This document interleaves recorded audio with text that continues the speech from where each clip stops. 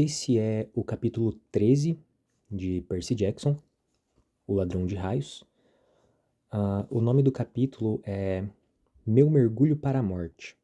Estamos na página 205 e vamos lá. Passamos 2 dias no trem, rumo a oeste pelas colinas, por cima de rios, atravessando ondas de trigo cor de âmbar. Atravessando ondas de trigo cor de âmbar. Tá. Tá com um errozinho aqui de digitação, não, de impressão. Mas ok, só tinha ficado em dúvida quanto a isso. Não fomos atacados nenhuma vez, mas não relaxei. Sentia que estávamos viajando em uma vitrine, sendo observados de cima e talvez de baixo, que alguma coisa estava aguardando o momento certo. Tentei ser discreto, pois meu nome e fotografia estavam estampados nas primeiras páginas de vários jornais da costa leste. O Trenton Register News publicou uma foto tirada por um turista quando desci do trem de Greyhound. Estava com uma expressão ensandecida nos olhos. Minha espada era um borrão metálico em minhas mãos. Poderia ser um taco de beisebol ou de lacrosse. A legenda da foto dizia: Percy Jackson, 12 anos. Caralho, ele tem 12 anos, velho! Eu jurava que ele tinha, sei lá, uns 16 no mínimo. Tá bom. Percy Jackson, 12 anos. Procurado para interrogatório sobre o desaparecimento em Long Island de sua mãe há 2 semanas. Aparece aqui fugindo do ônibus onde abordou diversas passageiras idosas.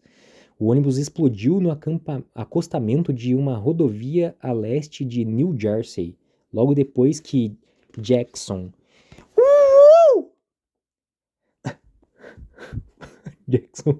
fugiu da cena do crime. Com base em relatórios de testemunhas, a polícia acredita que o menino possa estar viajando com 2 cúmplices adolescentes. O padrasto, Gabe Agliano, que é um nome, meu Deus, ofereceu uma recompensa em dinheiro para qualquer informação que leve à sua captura.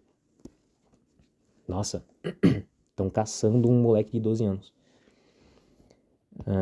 Não se preocupe, disse Annabeth. A polícia dos mortais nunca nos encontraria. Mas não pareceu muito segura. Passei o resto do dia alternando entre andar de uma ponta a outra do trem, pois para mim era difícil ficar sentado, e olhar pelas janelas. Numa oportunidade avistei uma família de centauros galopando por um campo de trigo, arcos de prontidão, como se estivessem caçando o almoço. O menininho centauro, que era do tamanho de uma criança do 3º ano montada em um pônei, percebeu que eu estava olhando e acenou. Olhei em volta no vagão de passageiros, porém mais ninguém reparou. Os passageiros adultos estavam todos com a cara enterrada em laptops ou revistas. Em outra, mais ao anoitecer, vi algo muito grande se movendo pelo bosque. Poderia jurar que era um leão, só que não há leões vivendo soltos nos Estados Unidos. E aquilo era do tamanho de um tanque de guerra. O pelo tinha reflexos dourados, à luz do entardecer. Dourados à luz do entardecer. Ele então saltou por entre as árvores e desapareceu. O dinheiro da recompensa por devolver o Poodle Gladiola só foi bastante para comprar passagens até Denver. Não pudemos comprar leitos no vagão dormitório, então cochilamos nos assentos. Meu pescoço ficou duro.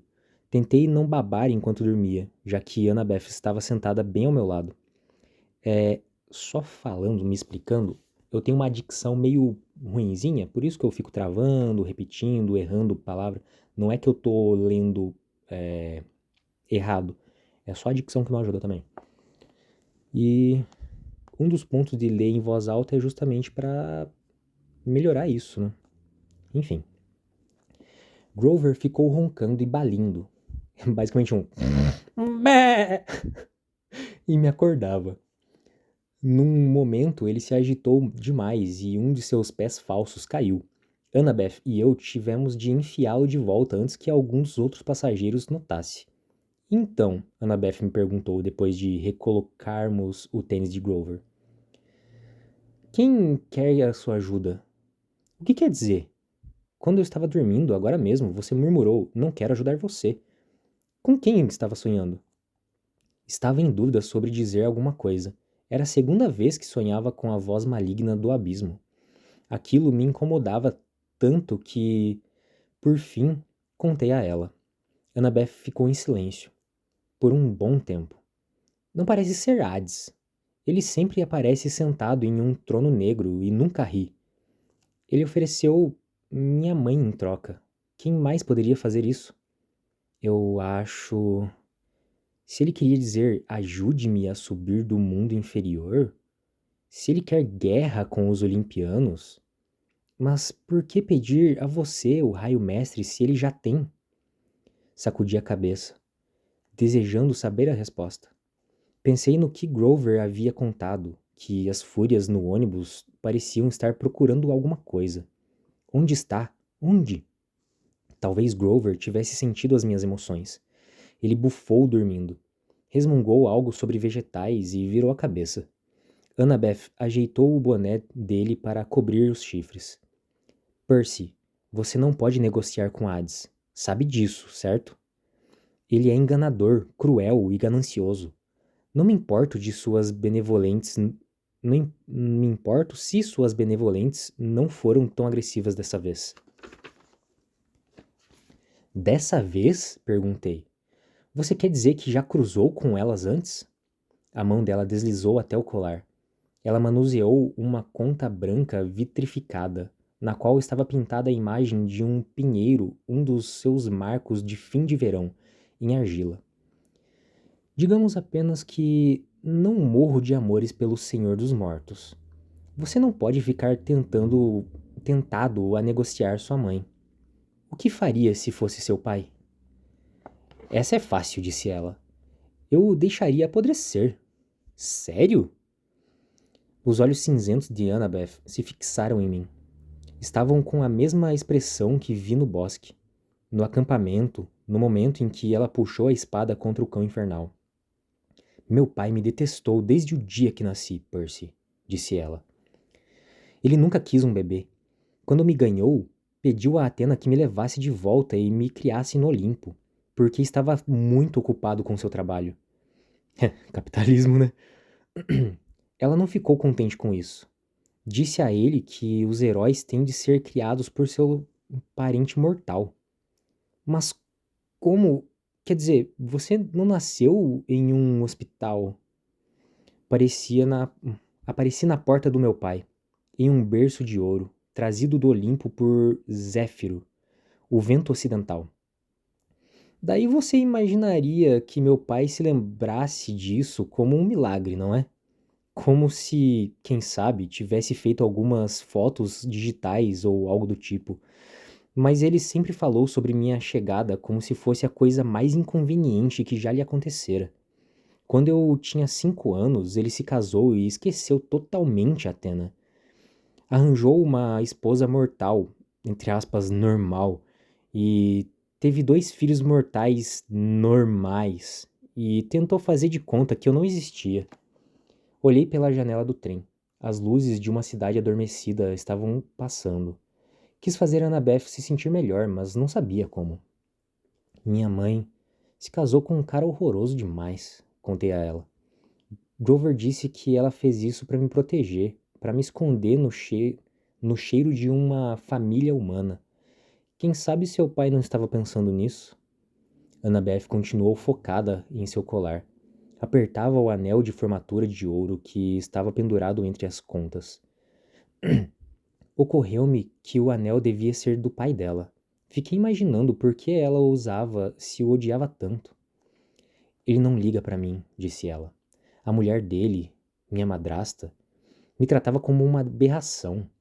Ela ia me deixar brincar com os filhos dela. Meu pai concordava. Sempre que acontecia alguma coisa perigosa, sabe, algo a ver com monstros, os dois me olhavam com raiva. Do tipo, como você ousa pôr nossa família em perigo? No fim, entendi a indireta. Eu não era querida. Eu fugi. Que idade você tinha? A mesma idade com que comecei no acampamento. 7. Mas você não ia conseguir chegar até a colina meio-sangue sozinha. Não, sozinha não. Atena me protegeu, me guiou em direção à ajuda. Fiz amigos inesperados que cuidaram de mim. Bem, por pouco tempo. Quis perguntar o que havia acontecido, mas Annabeth parecia perdida em lembranças tristes. Tristes. Então ouvi o som dos roncos de Grover e fiquei olhando para fora, pelas janelas do trem, enquanto os campos escuros de Ohio iam passando. Perto do fim do nosso segundo dia no trem, em 13 de junho, 8 dias antes do solstício de verão. Caralho, é hoje! Nossa, é hoje! 3 de junho! Nossa, que legal! Passamos por algumas colinas douradas e sobre o rio Mississippi, e entramos em St. Louis. Annabeth esticou o pescoço para ver o portal em arco, que me pareceu uma enorme alça de sacola de compras fincada na cidade. Eu quero fazer aquilo, suspirou ela. O quê? Perguntei. Construir algo como aquilo. Você já viu o Pantenon, Percy? Só em fotos. Algum dia eu quero vê-lo em pessoa. Vou construir o maior monumento aos deuses que já foi feito. Algo que vai durar 1000 anos. Eu ri. Você? Uma arquiteta? Não sei porquê, mas achei aquilo engraçado. A ideia de Annabeth tentando ficar sentada em silêncio desenhando o dia inteiro. As bochechas dela coraram. Sim, uma arquiteta. Atena espera que seus filhos criem coisas, não apenas as derrubem, como um certo deus dos terremotos. Observei as águas marrons e turbulentas do Mississippi embaixo. Desculpe, disse Annabeth. Isso foi maldoso. Não dá para trabalharmos juntos? Implorei. Quer dizer, Atena e Poseidon não poderiam colaborar um com o outro? Annabeth teve de pensar a respeito. Eu acho. A carruagem, disse ela hesitante. Minha mãe a inventou, mas Poseidon criou os cavalos saídos das cristas das ondas. Então eles tiveram de trabalhar juntos para torná-la completa. Então nós também podemos colaborar um com o outro, certo? Entramos na cidade. Annabeth olhava enquanto o arco desaparecia atrás de um hotel. Acho que sim, disse afinal. Entramos na estação da rede ferroviária, no centro da cidade. O alto-falante nos avisou que teríamos uma parada de 3 horas antes de partir para Denver. Grover se espreguiçou, ainda despertando. Disse: Comida. Vamos, menino bode, disse Annabeth. Vamos dar um passeio. Passeio? Até o portal em arco, disse ela. Pode ser a minha única oportunidade de subir até o topo. Você vem ou não? Ah, você vem ou não? Grover e eu nos entreolhamos. Eu queria dizer não, mas concluí que se Annabeth ia, não poderíamos deixá-la sozinha. Grover encolheu os ombros. Desde que haja uma lanchonete sem monstros. O arco ficava a cerca de 1,5 km da estação. No fim do dia, as filas para entrar não eram tão longas. Seguimos cautelosamente pelo museu subterrâneo, olhando para vagões cobertos e outras sucatas do século XIX. Não era assim tão empolgante, mas Annabeth ia contando fatos interessantes sobre como o arco fora construído, e Grover me passava jujubas. Portanto, para mim estava bom. Mais uma vez, é o Percy Jackson com algum doce. Ele não come comida, cara. Ele só come porcaria. Tudo bem, é uma criança de 12 anos, mas dava pra ser mais educado quanto à alimentação, né? Ah, se bem que é Estados Unidos. Esquece. Mas fiquei olhando em volta, para as outras pessoas na fila. Está sentindo algum cheiro? Murmurei para Grover. Ele tirou o nariz do saco de jujubas por tempo suficiente para farejar. Subterrâneo, disse ele enojado. O ar embaixo da terra sempre tem cheiro de monstros. Provavelmente não quer dizer nada.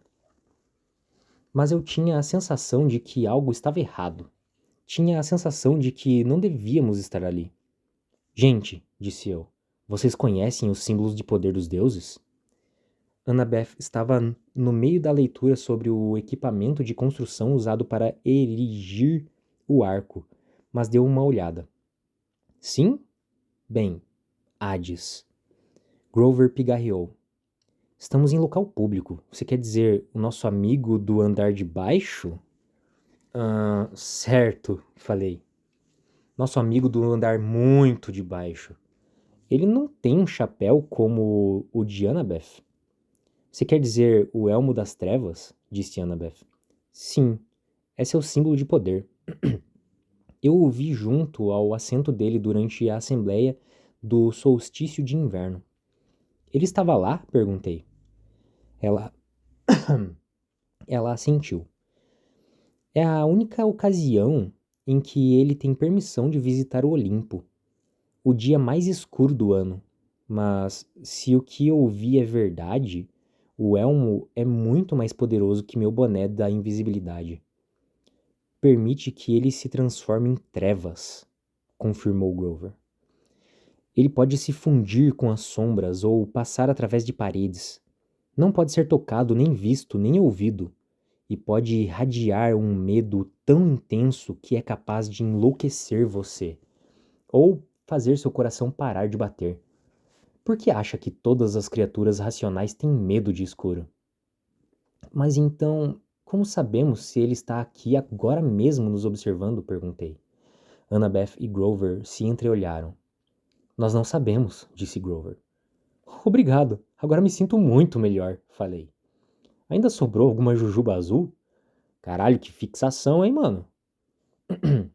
Tinha quase controlado o meu desespero quando vi o minúsculo elevador no qual iríamos subir até o topo do arco, e pensei que estava encrencado.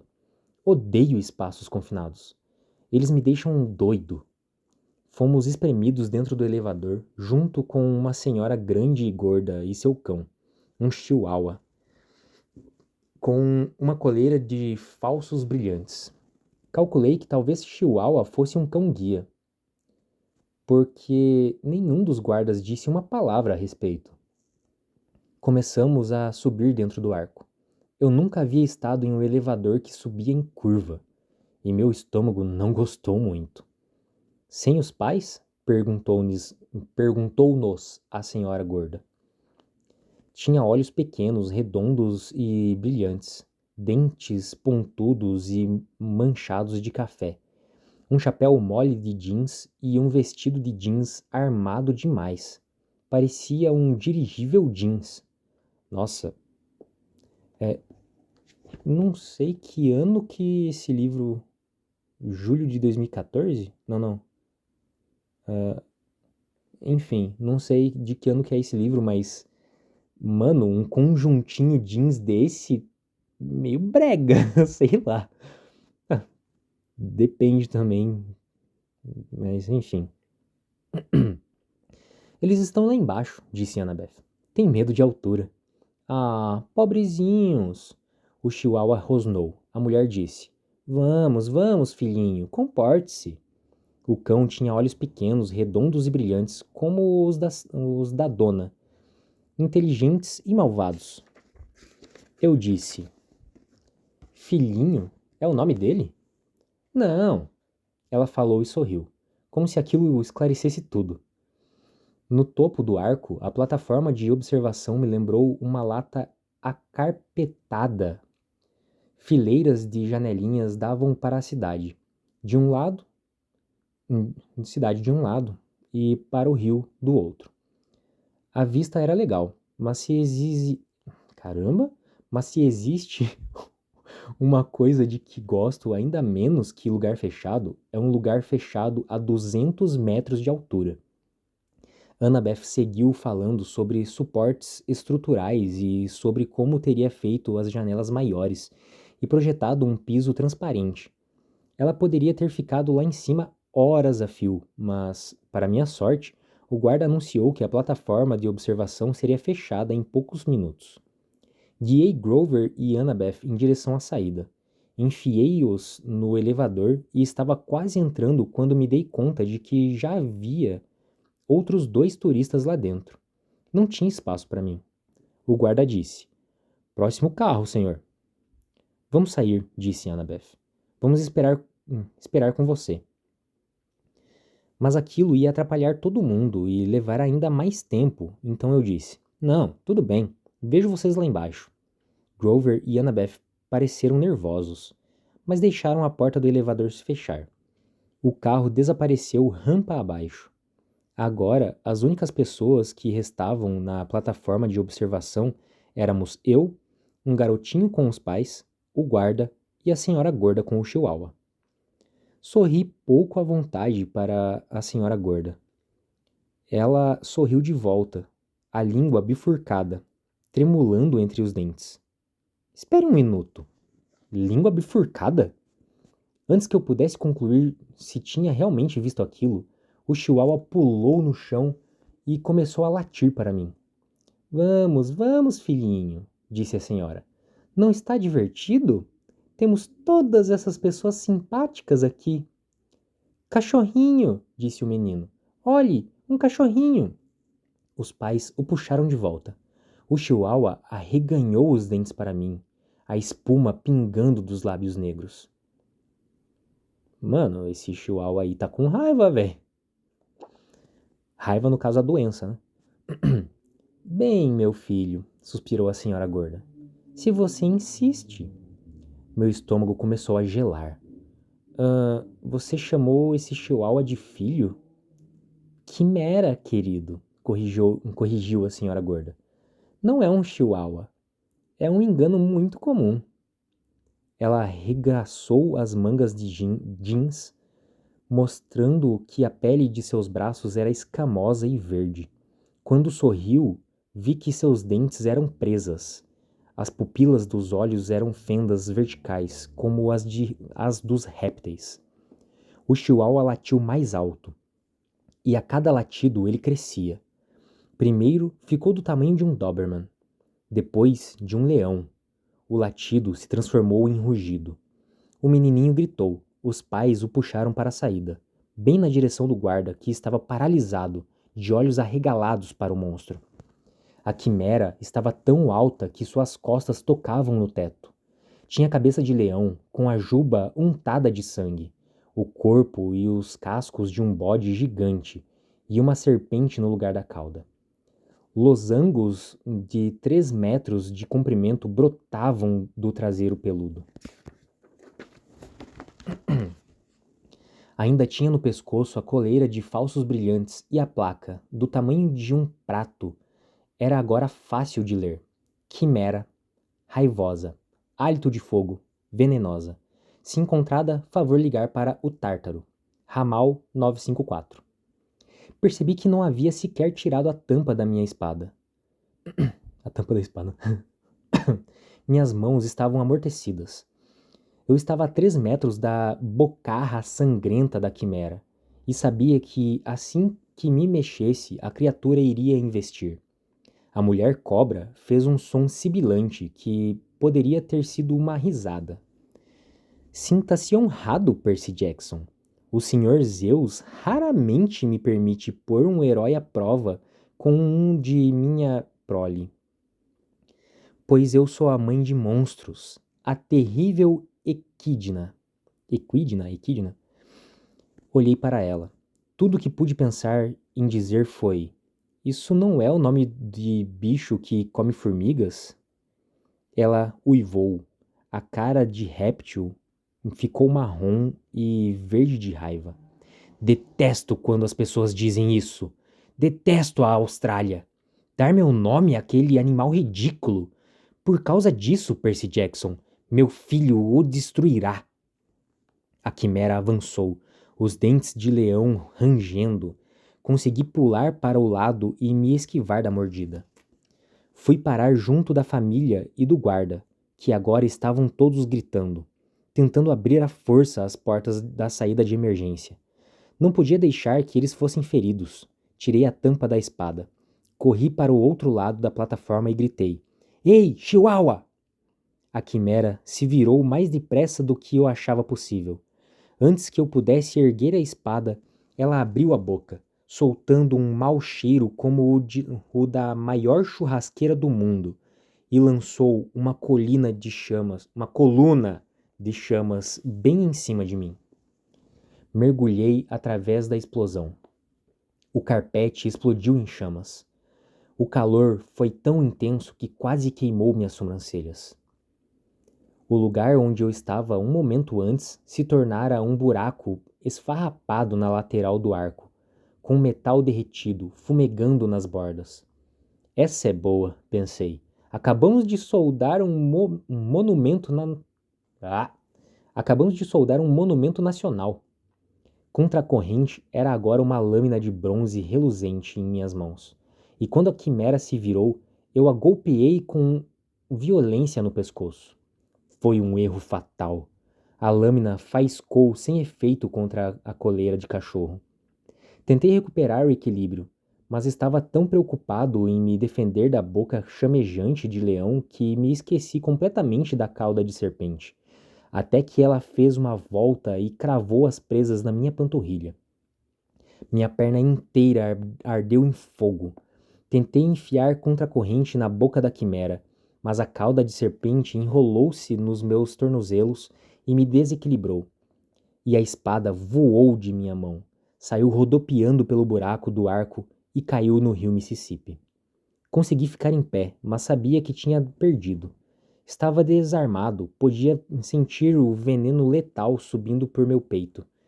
Lembrei-me de Chiron dizendo que Anaclusmos sempre voltaria para mim, mas não havia nenhuma caneta em meu bolso. Talvez tivesse caído longe demais. Ou só voltasse quando estava em forma de caneta. Eu não sabia e não ia viver o bastante para descobrir.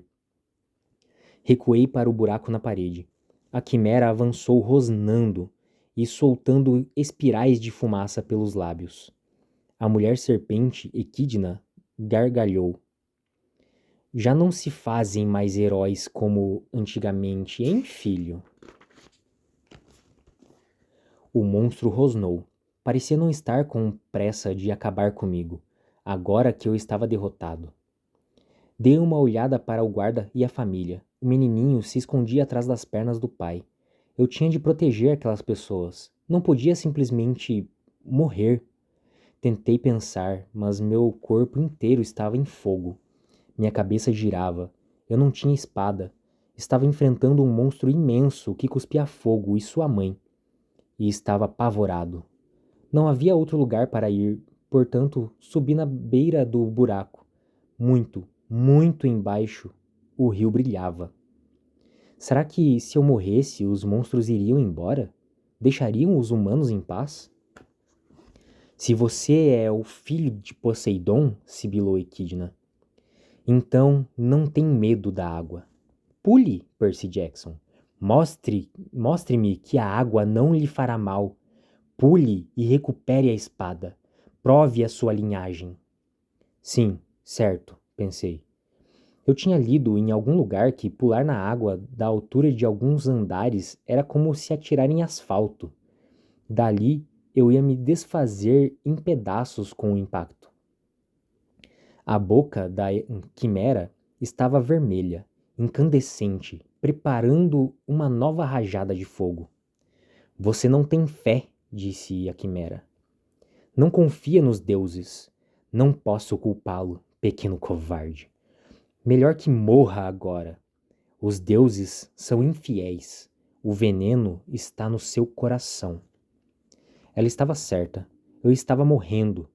Podia sentir a respiração falhando.